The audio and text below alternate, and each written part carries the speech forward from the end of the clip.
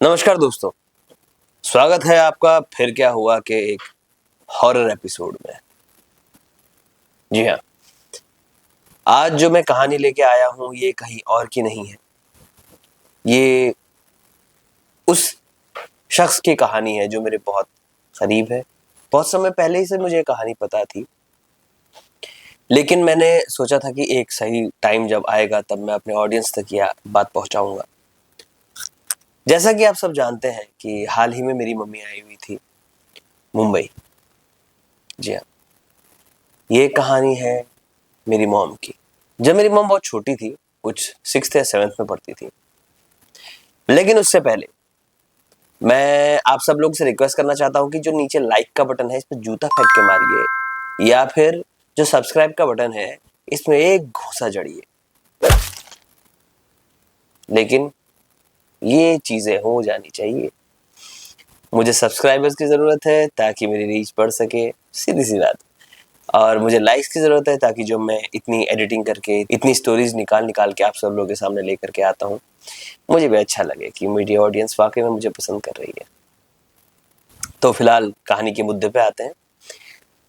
तो कहानी ये है कि मेरी मम्मी जब 6th या 7th स्टैंडर्ड में थी, तो मेरी मम्मी अपने मम्मी पापा यानी कि मेरे नाना नानी के साथ रुड़की में रहती थी। रुड़की जो कि उत्तराखंड में है। अच्छा, ये इसलिए रुड़की में रहते थे, वैसे हम लोग बेसिकली पिथौरागढ़ से हैं उत्तराखंड में, लेकिन रुड़की में इसलिए रहते थे कि क्योंकि मेरे नाना जी जो थे वो आर्मी में थे और मेरे नाना जी की पोस्टिंग हुई थी रुड़की। तो एक सरकारी क्वार्टर मिला हुआ था उनको, उसमें मेरी मम्मी और मेरी 2 मौसी रहा करते थे। ये काफी पुरानी बात है। मेरी मम्मी कुछ 12 या 13 साल की रही होगी और मेरी जो मौसी थी वो 4th या 5th में पढ़ती थी। तो वाकया ये है कि वो एक स्कूल में पढ़ा करते थे और मेरी मम्मी के एग्जाम थे क्योंकि मेरी मम्मी सीनियर थी और जो मेरी मौसी थी वो जूनियर क्लासेस में थी।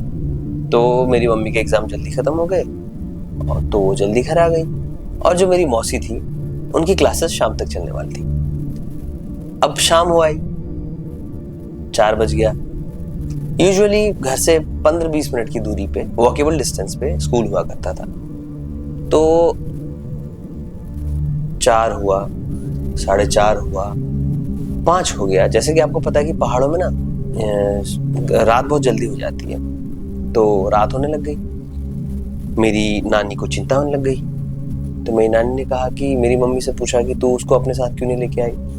तो मेरी मम्मी ने बताया कि मेरे एग्जाम थे ना, मुझे जल्दी छुट्टी हो गई इसलिए मैं लेके नहीं आई। तो फिर काफ़ी देर हो गई। जो 15-20 मिनट दूर स्कूल हुआ करता था वहाँ से बच्चे तो दौड़ दौड़ के आते थे, जल्दी पहुँच जाया करते थे। 1 घंटा हो गया, 1.5 घंटा हो गया, 6:30-7 बज गए शाम के, आए नहीं। तो मेरी नानी को बहुत चिंता होने लग गई। उन्होंने मेरी मम्मी को भेजा, कहा कि जा देख के आ, जा तेरी बहन कहाँ है देख के आ। रुड़की में उस समय लोग कम हुआ करते थे, कम रहते थे, क्योंकि अभी से करीबन ये कुछ 40 से 42 साल पुरानी बात है। तो मेरी मम्मी गई, सबसे पहले स्कूल गई। जो लोग स्कूल में स्कूल बंद करते हैं ना, दाई माँ जैसी रहती है, उनसे पूछा कि मेरी बहन को देखा क्या आपने। कहा वो तो कब की चली गई घर। अच्छा, ऐसा कैसे पॉसिबल है। उसके बाद फिर उनके दोस्तों के घर गई, तो दोस्तों ने कहा कि नहीं वो तो यहाँ तक हमारे साथ में आई थी, ये रास्ते तक, उसके बाद तो घर चले गए थे अपने, अभी तक तो पहुंच जाना चाहिए था। अब ये बात सुन करके सब लोग बहुत परेशान हो गए कि कहाँ गई कहाँ गई। तो मेरी मम्मी ने क्या किया कि उसको ढूंढने के लिए थोड़ा सा और एक्सटीरियर की तरफ गई, जहाँ जो रास्ता था उससे और बाहर की तरफ। तो दूर से उन्होंने देखा मेरी जो मौसी थी, अब सोचिए 4 साल में पढ़ने वाली बच्ची 9-10 साल की रही होगी, क्या कर रही थी। उस समय ना स्कूल के बैग बहुत भारी हुआ करते थे और मेरी जो मौसी हैं वो उस बैग को उंगली में यूं घुमा रही थी, यूं घुमा रही है। और जो मेरे यकीन मानिए जो शब्द मैं बता रहा हूँ ये पता नहीं, मुझे भी नहीं पता है, they are some type of codes और मंत्रा और वर्ड। मेरी मम्मी की मुंह से बड़बड़ाती होरेसस होरेसस होरेसस ऐसा, और इधर उधर घूर के देख रही थी और बैग घुमाने में लगी। मेरी मम्मी भी छोटी थी, उनको समझ में नहीं आया कि भाई ये क्या चीज है, क्या हो गया, ऐसा ही क्यों कर रही है। ठीक है जी। अभी मम्मी ने क्या किया, उसके कान पकड़े, और जैसे मम्मी के कान पकड़े मेरी मौसी ने घूर के मम्मी की तरफ देखा। मेरी मम्मी को बोला क्या कर रही है, ऐसे कहा उन्होंने नॉर्मली, चल फटाफट घर, मम्मी वेट कर रही है, तब से परेशान करके रखा हम लोगों को, पता नहीं कहाँ है सुबह से गायब, ये बोला मम्मी ने, और मम्मी से कान पकड़ के मेरी मौसी को घर लेके गई। उस समय उन्होंने कुछ नहीं कहा, बैग पकड़ा मेरी मम्मी ने, कहा चल फटाफट, कान पे पास में घर था तो लेके चले गई। अब जैसे ही घर में पहुंची तो मेरी जो नानी थी पड़ोस के घर में गई हुई थी पूछने के लिए कि हमारी बेटी को देखा नहीं देखा, किधर है, कहाँ है। ये सब वाकया चल ही रहा था कि मेरी मम्मी ने नानी को आवाज लगाई, अरे मम्मी मैं लेके आ गई हूँ इसको, ये वहां पर ऊपर पता नहीं अजीब अजीब सी हरकतें कर रही थी, बैग घुमा रही थी इधर उधर, अभी घर लेके आ गई हूँ, आ जाओ। अब भाई माँ तो माँ होती है, प्रेम करती है। मेरी मम्मी ने मौसी को डांटा, कहाँ थी तू अब तक, तुझे पता है कितनी चिंता होती है तेरी, तुम लोग लड़कियां ऐसे गायब हो जाते हो अचानक से गायब, क्या है ये तरीका, कोई तरीका होता है ये सब बोला ही था। अब मेरी मम्मी ने बताया कि मौसी जो है घूर घूर के नानी को देख रही थी और कुछ नहीं बोल रही।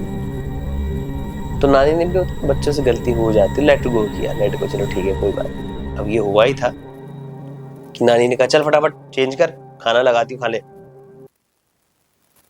अब क्या होता है, यहाँ से कहानी होती है चेंज। यहाँ से जो अब बोलने लग गई मेरी मौसी वही सब चीजें, उनकी आवाज बदल गई, अजीब सी भारी सी आवाज हो गई, होरेसस आएगा, होरेसस आ रहा है, होरेसस आ रहा है, ऐसा बोल रही थी। मुझे भी नहीं पता भैया होरेसस होता क्या, अगर सब्जी सब्जी सब्जी सब्जी, हरा हरा हरा हरा हरा, ऐसा बोलने लग गई।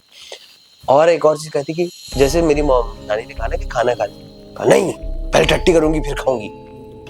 मतलब it might sound very funny, but उस समय आप सिचुएशन में सोचिए कि क्या रहा होगा। कहते पहले टट्टी करूंगी फिर खाऊंगी, समझ नहीं आएगा लोग। मेरी नानी को गुस्सा, एक्चुअली क्या होता है ना, हर परिवार में बहुत सारे ऐसे, पहाड़ में बेसिकली ये होता है कि हमारे पूर्वज जो होते हैं वो घर में रहते हैं ताकि इस तरह की कोई नेगेटिव चीज हमें अगर इम्पैक्ट करे तो पूर्वज हमारी रक्षा कर सके। तो मेरी नानी साइड के घर में मेरी नानी की नानी आई थिंक नानी की मम्मी है, वो अभी तक है। और जो भी कुछ नेगेटिव चीजें होती हैं या कुछ अच्छी चीजें होती है, शादी ब्याह, उसमें आशीर्वाद देने के लिए आती हैं, या फिर कोई नेगेटिव चीज होती है उसे रोकने के लिए आती हैं वो, या उनको जैसे होता ना हमारे यहाँ पूर्वजों को खिलाते हैं चढ़ा उस समय भी आती है। तो उन्होंने बहुत दुख देखे थे तो इसलिए उनकी वो चाहती है कि उनके बच्चे हमेशा खुश रहें। ये लॉजिक मेरे सामने बताया गया। तो हुआ कि वो अचानक से मेरी नानी के शरीर में आ गई और उन्होंने एक झापड़ मारा मेरी मौसी को। मेरी मम्मी वहीं पर खड़ी थी, नानी ने एक झापड़ मारा मौसी को। मेरी मम्मी ने बताया कि जो मौसी का मुंह था वो ये उल्टा हो गया, मतलब सर पीछे।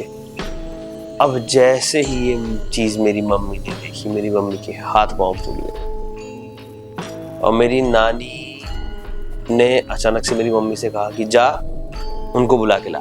कोई एक अंकल थे, मेरी मम्मी ने नाम भी बताया था, भूल गया हूँ, कौन अंकल को बुला के ला।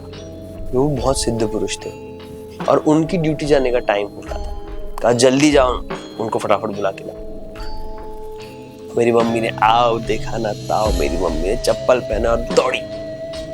वो अपने ऑफिस के लिए तैयार होते, जाने की तैयारी करना, बैकपैक जो भी था वो ले लिया था। मेरी मम्मी ने पहुंची, मेरी मम्मी रोते रोते बोली अंकल मेरे घर पे ना ऐसा पता नहीं क्या हो गया, मेरी बहन को कुछ हो गया है। रोते रोते मेरी मम्मी ने उनको सारा वाकया बताया। जैसे ही बताया उनकी आंखें एकदम लाल हो गई और जहाँ जाने वाले थे उन्होंने अपना टिफिन, और शायद उनकी नाइट ड्यूटी रही, टिफिन बैग ये सब साइड फेंक दिया और दौड़ पड़े। और मेरी मम्मी से कहा जा फटाफट घर जा, मैं आता हूँ पीछे। अच्छा इसमें भी एक कैच है, ये ना एक बड़ी अजीब सी चीज है, आने जाने का एक ही रास्ता था। मेरी मम्मी छोटी उम्र की बच्ची, वो एजड थे, वो मेरी मम्मी की स्पीड को मैच कर ही नहीं सकते। बट यू वॉन्ट बिलीव कि मेरी मम्मी जब अपने घर पहुंची उससे पहले वो अंकल पहुंचे। कमाल की बात है, पता नहीं क्या है, ऐसी चीजें हैं। ठीक है, अभी क्या हो कि मेरी मम्मी देखा कि अंकल यहाँ बैठे हैं, मेरी मौसी सामने बैठी है, नानी पीछे खड़ी है, मेरी मम्मी आई तो नानी का चुपचाप देख क्या होता है। तो जो अंकल थे उन्होंने बोला कि कौन है तू, बता मुझे। तो जो एंटिटी थी मेरी मौसी के अंदर आई, वो बोलती है नहीं बताऊंगी, पहले खाऊंगी फिर बताऊंगी। तो वो भी जिद पड़ गई, तो यहाँ ये जो सिद्ध पुरुष थे ये भी जिद पड़ गए। कहा कि तुझे बताना होगा तू है कौन, ये तो खाने नहीं दूंगा। तो एक ना ईगो क्लैश सा हो गया उसको। तो उसने कहा अच्छा मुझे खाना नहीं देगा, ठीक है अब इस लड़की को मैं खा जाऊंगी, इसको तू बचा ही नहीं सकता, इसको मैं अपने साथ लेके जाऊंगी। कि उसने मुंह पे बोल दिया। अब जैसे ही बोला मेरी मम्मी तो रोने लग गई भाई कि क्या हो रहा है, क्योंकि मेरी मम्मी को समझ ही नहीं आता कि हो क्या रही है चीजें। और फिर मौसी वही जिद करने लग गई कि नहीं नहीं नहीं नहीं, सब्जी सब्जी हरा हरा हरा हो रे ससारा हो रे ससारा हो रे ससारा। ये तो मुझे समझ में नहीं, एक्चुअली बहुत लोगों को ये फनी लगेगा सुनने में, लेकिन जिन लोगों पे बीतती है ना, उनके सामने चीजें हो रही होती है, खाली वो उस डर का एहसास कर पाते हैं, उनको वो नेगेटिविटी फील होती है। अभी क्या हुआ कि ये सब बातें हो रही थी, हो रे ससारा ये वो वाला ना फलाना। और हाँ, आप लोग कई लोग सोच रहे हो ना गर्दन पीछे गई थी, तो वो कहते थे कि आकर के उन्होंने बाल पकड़े मेरी मौसी को और ऐसा किया तो सीधा हो गया। ये पॉइंट मैं बताना भूल गया था। तो अब ये सब चीजें चल रही थी, सब लोग बहुत परेशान हो गए थे कि मेरी मम्मी रोने लग गई थी, नानी रो रही थी। और तो अचानक से पता है क्या होता है, ये जो सिद्ध पुरुष थे कहा मैं समझ गया तू कौन है। कहा कि तू इतने टाइम पहले वहां पर भी किसी को लगी थी ना, भूल गई मुझे, भूल गई। तो जो मेरी मौसी के अंदर एंटिटी थी उसने कहा कि जो करना है कर ले, जो करना है कर ले, जो करना।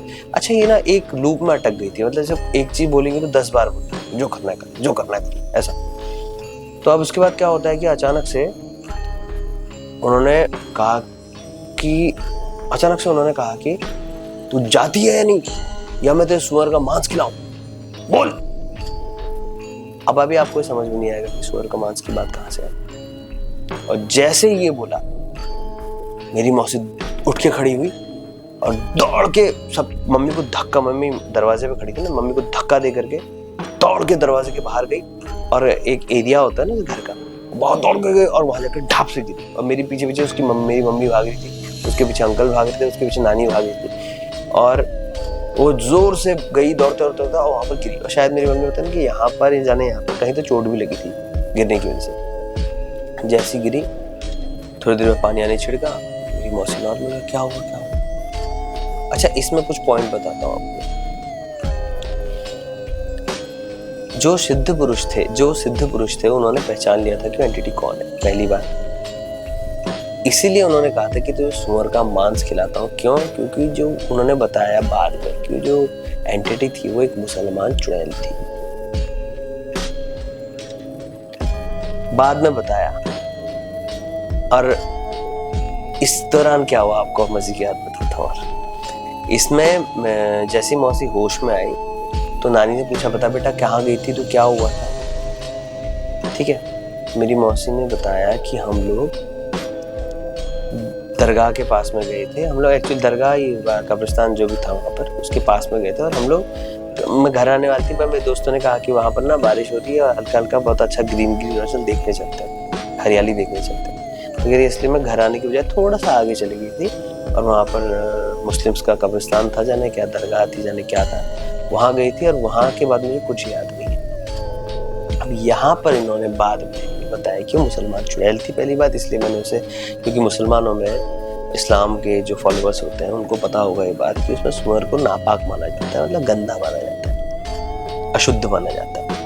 तो जैसे ही उन्होंने कहा कि मैं तुझे सुअर का मांस खिलाता हूँ, वो उठी और वहां से भागी। और एक और चीज उन्होंने बताया कि ये जो एंटिटी है ये पहले भी किसी हमारे ही रिलेटिव में, बहुत दूर के रिलेटिव में उनको लगी थी, उस समय भी उन्होंने मदद की थी। और आपकी बेटी मतलब मेरी मौसी बहुत लकी थी, ये 3 अपना कवर करती है, मतलब उसका एक सर्कल जो है वो 3 का है, और जो तीसरा कन्विक्ट मतलब जो रहता है जिस पर अटैक करती है उसको बचाना नामुमकिन होता है।